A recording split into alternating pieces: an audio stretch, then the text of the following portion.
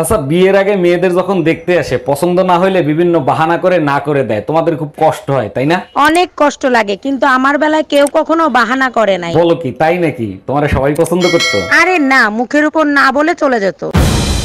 Hello, ভাই public আমাদের মাইরে আলু ভর্তা বানায় ফেলাই দিছে। হারামজাদা, কতবার বলছি বেসুরা গান গাবি না, কথা শোনোস? এই কি হয়েছে? হিরো আলমরে কে মারছে আর কিসের জন্য মারছে? মনে হয় নতুন জাতীয় সঙ্গীত বানাইয়া গাইছে, তাই পাবলিক পেদাইছে। তুমি আর ভালো হইল না, পাশের বাড়ি টুম্পা ভাবি তোমারে থাপ্পড় মারছে কেন? আমি বললাম ভাবি বৃষ্টির সিজন চলতেছে, কাপড় চুপড় সব খুললে ঘুমাইয়া।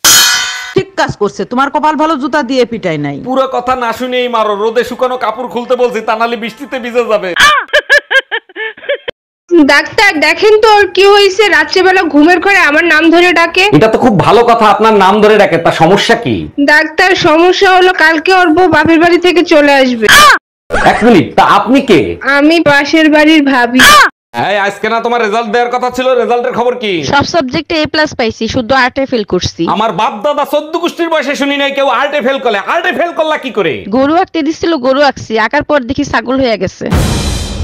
ধরেন ভাবি, আপনি আমার বউ। ধরা তো দূরের কথা, এক বাপের বেটা হস্ত ছুঁয়ে দেখ। আরে ভাবি, আপনি তো উত্তেজিত হয়ে যাচ্ছেন, আপনাকে ধরতে বলছি। বললাম তো ছুঁয়ে দেখ, কাইটটা টুকরা টুকরা কইরা গাঙ্গের পানিতে ভাসাই দিল।